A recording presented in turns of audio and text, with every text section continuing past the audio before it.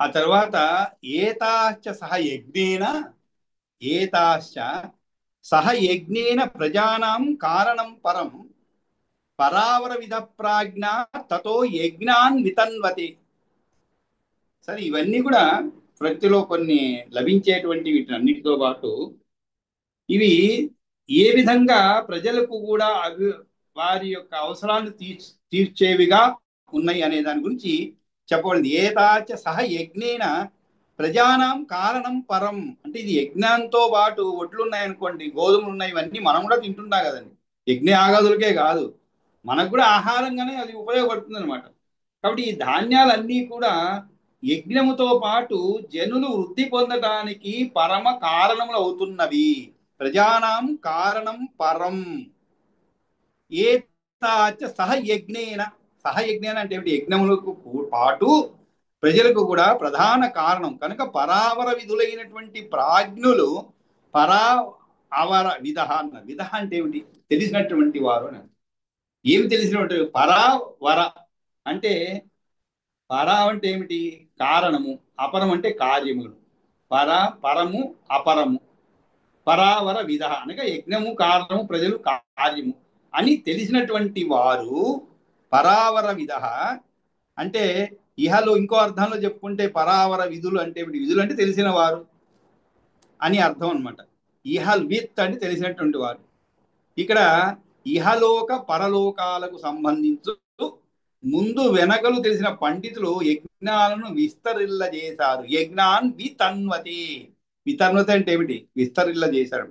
అంటే ఇటువంటి వాటిని ఉపయోగించి యజ్ఞాలను బాగా విస్తరింపజేశారు. అంటే యజ్ఞాలు కారణాలు, ప్రజలు కార్యాలు ఎదిగిన ప్రాజ్ఞులు విశ్వమునందు అంతటా కూడా దేవ తిర్యక్ మనుష్యాది ప్రజలు విస్తరించడం కోసం యజ్ఞాలను చేస్తున్నారు.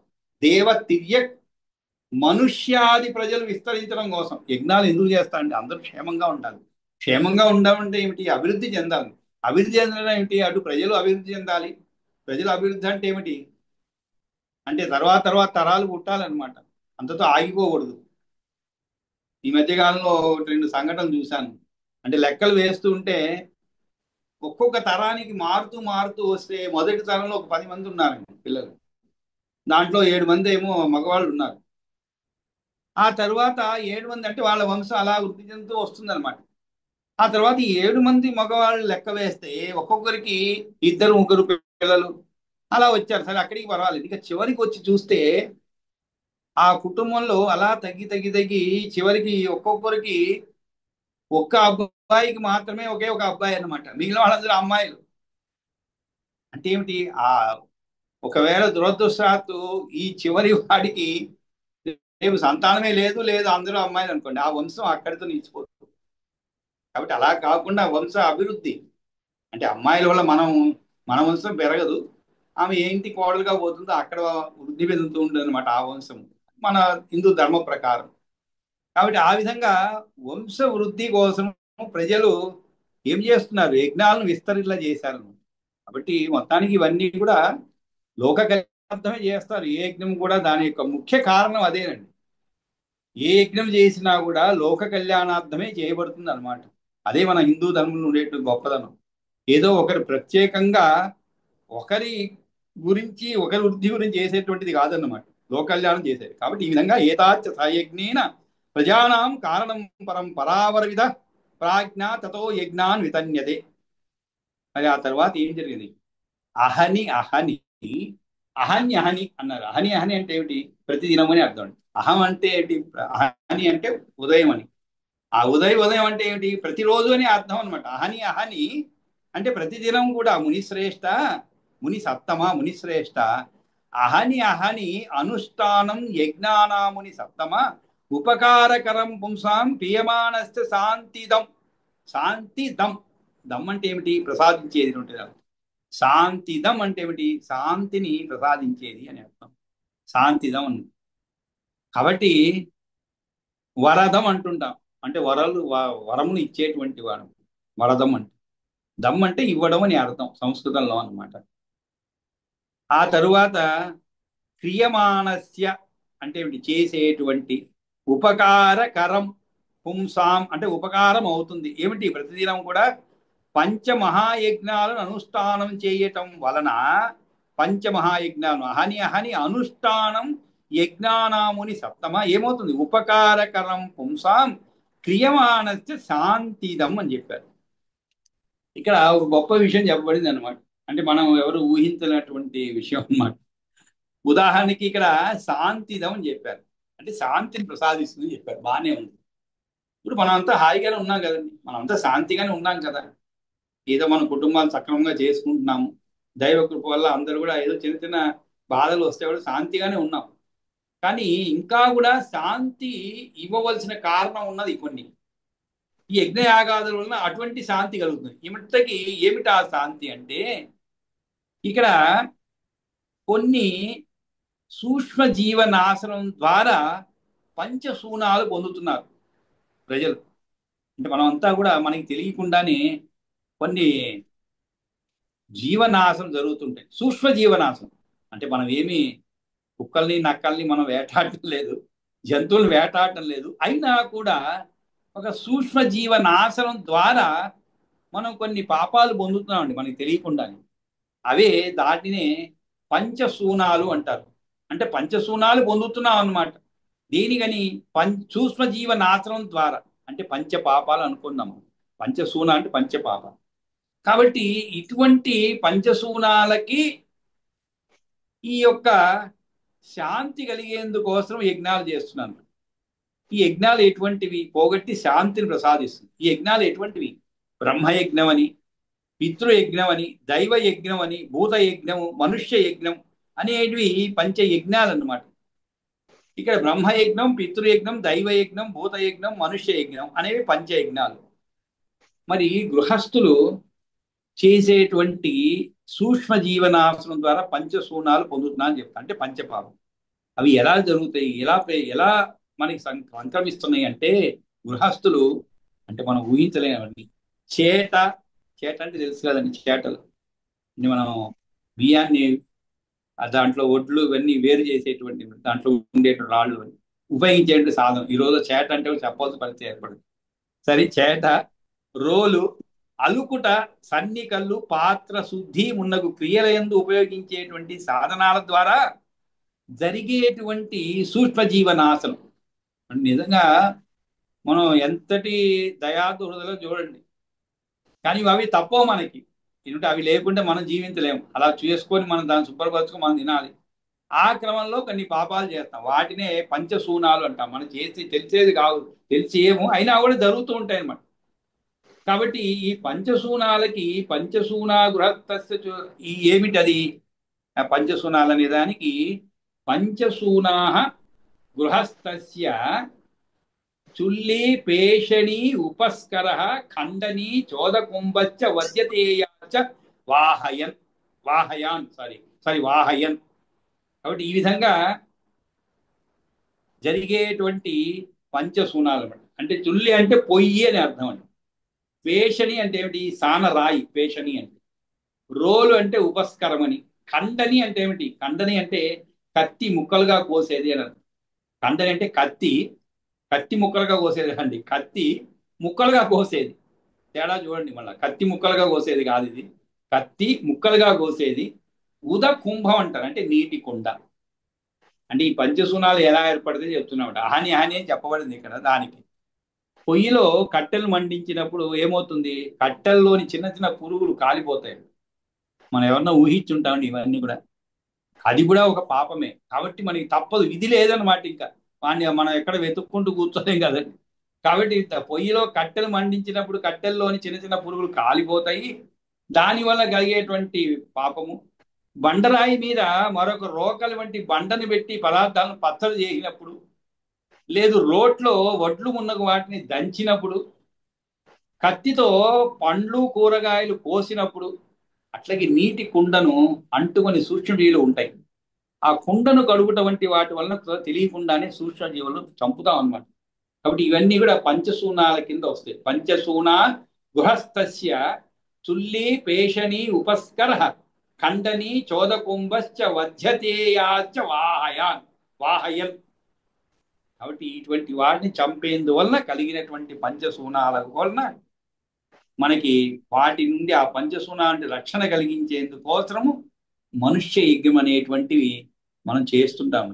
అంటే శాంతిని ప్రసాదిస్తుంది. ఈ పంచశూనాలను పోగొట్టి శాంతిని ప్రసాదం కాబట్టి అహని అహని అనుష్ఠానం యజ్ఞానాం ముని సప్తమ ఉపకారకరం పుంసాం క్రియమానస్తు శాంతిదం. కాబట్టి మనం యజ్ఞాలు చేయలేము, కానీ ప్రతి క్షణం కూడా మనల్ని మనం సంస్కరించుకునేందుకు ప్రయత్నిస్తూ ఉండాలన్నమాట. అంటే మామూలుగా మనమే పెద్ద జీవహింసలు చేసేవాళ్ళం కాదనుకోండి. ఇంట్లో గ్రూప్లో ఎవరు కూడా జీవహింస అంటే ఇంకోటే చెప్పబడిందండి. జీవహింస అంటే ఒక మనిషిని గాయపరచడం అనే కాదు, శారీరకంగా. ఇది కూడా 2-3 సందర్భాల్లో చెప్పుకున్నా అంట. ఏ మనిషిని కూడా మానసిక హింస గురి చేయటం కూడా మహాపాపం అండి. మానసిక హింస అది కూడా ఒక రకమైన హింస అండి. శారీరక హింస వేరు. ఇప్పుడు మనకి చూసామంటే ట్రోలింగ్ అంటాం. ట్రోలింగ్ ఏదో మరి నేను కరెక్ట్ చెప్పేది తెలియదు. నెట్లో ట్రోల్ చేస్తూ ఉంటారు. ఏదైనా ఒక మాట అన్నప్పుడు ఎవరైనా దానికి చిలవల పలవలుగా తమ ఇష్టం వచ్చినట్లుగా ఈ వాట్సాప్లో సోషల్ మీడియాలో చెప్తున్నారు. అది కూడా ఒక హింస అయింది. అంటే అది వ్యక్తిత్వ హననం అంటారు. హననం అంటే ఏమిటి? చంపడం. వ్యక్తిత్వ హననం అది కూడా మహాహింస. అది ఒక మనిషిని చంపితే అయిపోతుంది, ఆ తర్వాత నీవు కూడా దాని ఫలితం అనుభవిస్తావు, పోయినవాడు హాయిగానే ఉంటాడు. కానీ ఈ వ్యక్తిత్వ హనం అనేది చాలా తీవ్రమైన విషయం అన్నమాట. అది ఎంత హింసిస్తుందో ఎవరికీ తెలియదు. దాని వలన ఆత్మహత్యలు చేసుకున్న వాళ్ళు ఉన్నారండి. దాన్ని తట్టుకోలేకుండా, అటువంటి వ్యక్తిత్వ హననాన్ని తట్టుకోలేకుండా ఆత్మహత్యలు చేసుకున్నటువంటి ఉన్నారు. దీనికంటే పరమ నికృష్టమైనటువంటి హింస వేరే ఉండదండి నా దృష్టిలో. అది చాలా హింస అన్నమాట. అంతేకాదు, అనవసరంగా ఒకరి పైన అపవాదులు మోపటం, వారు బాధ్యులు కానటువంటి విషయాన్ని వాళ్ళు బాధ్యులుగా చెప్పడం, దాని వలన కలిగేటువంటి పరిణామాలకి వాళ్ళని బాధ్యులుగా చేయడం, ఇటువన్నీ కూడా హింస అనమాట. మానసిక హింస అన్నమాట. ఇది మహాపాతకం. ఇది మనం అనుకుంటాం కానీ అన్ని హింసల కంటే కూడా చాలా నీతమైనటువంటి హింస అన్నమాట ఇది. కాబట్టి ఈ విధంగా ఏషాంతు అని చెప్పండి. అంటే ఏమిటి? ఏషాంతు కాలరూపో అసౌ పాపభి దుర్మహామతే చేత స వవృద్ధే చక్రుహుతే న యజ్ఞేషు మానసం. అంటే ఏమిటి? మహామతి, ఈ కాలరూపుడు కల్పించినటువంటి ఈ పాప బిందువు ఎవరి మనస్సులో వృద్ధి పొందుతూ ఉంటుందో వారి మానసం ఏమంటుంది? యజ్ఞముల యందు తత్కర్మల యందు ప్రవర్తింపదు. అంటే దీనికి మనమే బాధ్యులు అనుకోండి. అయినా కూడా ఈ ఎవరి కాలరూపుడు ఏషాస్తు అన్నారు. ఏషాస్తు అంటే ఏమిటి? వీరి యందు అని అర్థం. ఏషాస్తు అంటే ఎవరి యందు అయితే కాలరూపో అసౌ పాప బిందు మహామతే. మహామతి ఇక్కడ సంబోధన అండి అది. ఓ మహామతి అంటే మైత్రేయుని గురించి చెప్తున్నాడు. ఓ మహామతి, కాలరూపుడు కల్పించినటువంటి పాప బిందువు చేత స వవృధే చక్రు. చేత అంటే ఏమిటి? మనస్సులో వవృధే అంటే వృద్ధి పొందటం అండి. వవృధే చేత స వవృధే చక్రుహు తే అంటే చేస్తుందని. ఎవరిలో? నా యజ్ఞేషు మానసం. మానసం అంటే మనస్సు. కాబట్టి వారి మానసం యజ్ఞములందు తత్కర్మలయందు ప్రవర్తింపదు. ఎవరి మానసం ప్రవర్తింపదు? ఎవరి మానసమునందు కాలరూపుడు కల్పించేటువంటి పాప బిందువు వృద్ధి పొందుతూ ఉంటుందో అటువంటి వారి మనసు. కాబట్టి ఓ గొప్ప బుద్ధిమంతుడా, ఎవరి యొక్క మనసుల్లో కాలరూపమైన పాప బిందువు అయితే క్రమంగా పెరుగుతూ వచ్చిందో వారు యజ్ఞముల యందు ఆసక్తిని చూపలేదు. అంటే అందరూ కూడా యజ్ఞములు అంటే ఇక్కడ ఒకటండి, మనం ఏదో హోమాలు చేసి అటువంటి యజ్ఞములనే కాదు. యజ్ఞం అంటే ఏమిటి? ఒక గొప్ప నిర్ణయాలు తీసుకొని, మంచి నిర్ణయాలు, వాటిని ముందుకు తీసుకొని పోవటం కూడా. ఉదాహరణకి మనం దైవ పూజ చేస్తూ ఉన్నాం, చాలా చక్కగా చేస్తున్నాం. అంటే ముఖ్యంగా విద్యార్థులు అనుకోండి, ఎవరైనా రేపు ఎంసెట్ ఉంది, చాలా దైవ భక్తితో, ఎక్కడ లేనటువంటి దైవ భక్తితో పూజలు పొద్దున్న 5:30 లేచి స్నానం చేసి ఎంసెట్ రాసేంత వరకు కూడా పూజలు చేసి పునస్కారాలు చేసి, వీలైతే ఎవరన్నా మంత్రోపదేశం చేస్తే మంత్రాన్ని కూడా పఠించి, అంటే కార్యసిద్ధి కోసం అనమాట అన్నీ చేస్తారు. ఎంసెట్ రాస్తారు. రాసిన తర్వాత అంత బాగా రాయలేదు, అయినా ఫలితం కోసం ఆశిస్తారు. ఎందుకంటే ఎంసెట్ అనేది నీవు రాసిన దాన్ని బట్టి కాదు, ఇతరులు ఎలా రాసిన దాన్ని బట్టి నీకు ఫలితం అందుతుందా లేదా తెలుస్తుంది అనమాట. ఇది మామూలు పరీక్ష కాదు కదా. కాబట్టి పోనీ నాకంటే కూడా అందరూ బాగా రాయలేదులే, వస్తుంది అని ఆశ ఎదురు చూస్తుంటాం. ఒకరోజు రిజల్ట్ వస్తుంది. దురదృష్టవశాత్తు నీవు రాసిన దానికి సరిపోలేదన్నమాట మార్కులు, సీటు రాదు. అంతటితో ఈ పూజా పురస్కారాలు యజ్ఞాలు అన్నీ పోతాయి అనమాట. అంటే ఏమిటి, భక్తి లేదు, దేవుడు లేడు అనేటువంటి ఒక నిర్ణయానికి వచ్చేస్తారనమాట. అది కాదు. జీవితంలో ఫలాన్ని ఆశించకుండా చెయ్యాలన్నమాట. నీవు ఎంసెట్లో వచ్చిందో రాదో, ఎంసెట్ ఈ దాంట్లో అయిపోలేదు, నువ్వు దీన్ని కూడా సాధన చేస్తూ ఉంటే మళ్ళా పరీక్ష అవకాశం వచ్చినప్పుడు తప్పకుండా నీకు ఫలితం అందుతుంది అన్నమాట. అంతేగాని మొదటి ప్రయత్నంలోనే అందలేదని చెప్పి నిరాశకు గురైపోయి వీటిని అన్నిటినీ పక్కన పెట్టడం కాదు. అది కూడా ఒక యజ్ఞమే అన్నమాట. అటువంటి యజ్ఞాలు ఏం చేయాలి, మనం ముందుకు తీసుకుపోతూ ఉండాలన్నమాట. కాబట్టి ఇక్కడ ఆ యొక్క పాప బిందువు అనేది పెరిగిపోతుంది అనమాట. మైండ్లో పెరిగిపోయి దాని ప్రభావం వలన నువ్వు ఉన్నట్లుండి అన్నింటినీ ఇలా చాలా మంది చూస్తుంటామండి. వాళ్ళ జీవితంలో ఏదైనా ఒక తట్టుకోలేనటువంటి ఒడిదుడుకులు వచ్చినప్పుడు ఉన్నట్లుండి దైవభక్తి పోతుంది. కానీ దైవభక్తి అనేది ఒక గొప్ప శక్తి అండి. మనల్ని ఎటువంటి కష్టాలైనా కూడా బయటికి లాగేటువంటి శక్తి ఇది. అంతేగాని ఏదో మనం దేవుణ్ణి పూజిస్తున్నాము, మనం సుఖంగా ఉండాలి అనేటువంటి కోరిక చేయకూడదు. కానీ సుఖంగా లేనప్పుడు ఆ దుఃఖాన్ని మనం ఎదుర్కొనే శక్తి ఇవ్వగలిగిందే అన్నమాట పూజను. ఆ మానసిక దృఢత్వానికి తోడ్పడుతుంది అనమాట. కాబట్టి దాన్ని అలాగే మనం ఆ యజ్ఞం కొనసాగిస్తూ ఉండాలి. కాబట్టి ఏషాస్తు కాల రూపో అసౌ పాపబిందుర్ మహామతే చేత స వవృదే చక్రుస్తేన యజ్ఞేషు మానసం. అటువంటి వారు చెయ్యలేరన్నమాట. ఎందుకంటే వాళ్ళ మనస్సులో కాలరూపమైన పాప బిందువు పెరిగిపోతూ ఉన్నదన్నమాట. కాబట్టి ఇటువంటివి చెయ్యలేరు. కాబట్టి ఈ విధంగా బ్రహ్మచేత సృష్టించబడి యజ్ఞములకు అంగములై ఉన్న ఔషధులు వ్యవసాయం చేయడం ద్వారా ప్రవాహం వల్ల నిత్యములు ఎల్లప్పుడూ ఉండేవి అవుతున్నవి అన్నమాట. కాబట్టి ఇవన్నీ కూడా ఎప్పుడూ ఉండేవిగా అవుతున్నవి, ఎప్పుడో ఒకప్పుడు. కాకపోతే మనకి ఇవన్నీ లేదని కాదండి, కాకపోతే మనం వాటిని చేరుకోలేకపోతున్నాం అనమాట. ఎక్కడ ఉన్నది మనకి తెలియదు, అందువల్ల అవి లేవనుకుంటున్నాం. కానీ ఇవన్నీ కూడా అలాగే ఉండిపోతున్నాయి అన్నమాట. ఒక ప్రవాహం లాగా నిత్యములు కూడా ఎల్లప్పుడూ ఉండేవే అనమాట, అవుతున్నాయి అనమాట. కాబట్టి యజ్ఞాలు కూడా దృష్ట అదృష్ట లక్షణముగా గల మహాఫలాలను ఇస్తవి. అవన్నీ చెప్పడమైంది. అంటే ఏమిటి, దృష్ట అదృష్ట ఫలములు అనగా మనం బతికి ఉన్నప్పుడే మనము చేసిన సత్కర్మలకు పుత్ర జననము, ఐశ్వర్యములు వంటి వాటిని కండారా కాల్స్తాం అనమాట. ఇవి దృష్ట ఫలములు. అంటే మనం చూస్తాం ఇవి, ఈ ఫలాన్ని మనం అనుభవిస్తాం అనమాట. ఒక చక్కటి సంతానము, చక్కటి భర్త, సుఖంగా జీవితము, ఎటువంటి పెద్ద పెద్ద ఒడిదుడుకులు లేకుండా. ఒడిదుడుకులు లేదని చెప్పలేము, ఎందుకంటే ప్రతి మనిషి కూడా ఏదో ఒక ఒడిదుడుకులు ఉంటాయి. కానీ పెద్ద ఒడిదుడుకులు అంటూ లేకుండా జీవితం ముందుకు సాగిపోతూ ఉంటుంది అనమాట. ఇది దృష్ట ఫలితం అనమాట. అంటే మనం చూస్తున్నాం, ఇది దృష్ట ఫలములు అనమాట. కానీ మరణానంతరం పొందబోయే స్వర్గభోగాదులు అదృష్ట ఫలాలు అనమాట. స్వర్గభోగాలు అదృష్ట ఫలాలు. అంటే మనం అవి అనుభవిస్తామో లేదో తెలియదు, కానీ మనం చేసినటువంటి మంచి పనులు మన తరువాతి వాళ్ళు ఖచ్చితంగా అది అనుభవిస్తారు. మనం చేసిన మంచి పనులు వాళ్ళ జీవితానికి ఉపయోగపడుతుందన్నమాట. అట్లాగే అయినప్పటికీ ఆయా పుణ్యకర్మలు యజ్ఞాలు అనుష్ఠించకపోవడానికి ముందు చూపినట్టు రాగద్వేషాలే కారణం అని చెప్తున్నారు అనమాట.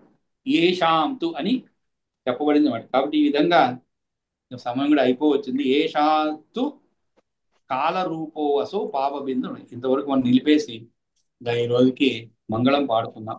స్వస్తి ప్రజాభ్య పరిపాలయంతాం న్యాయేన మార్గేణ మహిం మహిష గోబ్రాహ్మణేభ్య శుభమత్తు నిత్యం లోకా సమస్తా సుఖినో భవంతు. కాళే వర్షతు పర్జన్య పృథివీ సస్యశాలిని దేశోయం శోభరహితో బ్రాహ్మణా సంతు నిర్భయ అపుత్రా పుత్రిణస్తంతు పుత్రిణస్తంతు పౌత్రిణః అధనా సధనా సంతు జీవంతు శరదా శతం. కాయేన వాచా మనసేంద్రియైర్వా బుద్ధ్యాత్మనా వా ప్రకృతే స్వభావాత్ కరోమి యద్యత్ సకలం పరస్మై నారాయణే సమర్పయామి. యదక్షరపదభ్రష్టం మాత్రాహీనం తు యద్భవేత్ తత్సర్వం క్షమ్యతాం దేవ నారాయణ నమోస్తుతే. విసర్గబిందు మాత్రాణి పదపాదాక్షరాణి చ న్యూనాని చాతిరిక్తాని క్షమస్వ మయేశ్వర. కాబట్టి మనం ఇక్కడితో నిలుపుకొని అలా రేపు వచ్చినప్పుడు ఈ 30వ శ్లోకం నుంచి కొంచెం నాకు అనిపిస్తుంది స్లోగా పోతున్నామని, కానీ కొన్ని వ్యాఖ్యానాలు వివరణలు ఇవ్వాల్సి వచ్చిన వల్ల కొంచెం అలా పోతున్నది. కొన్ని 4-5 అధ్యాయాలు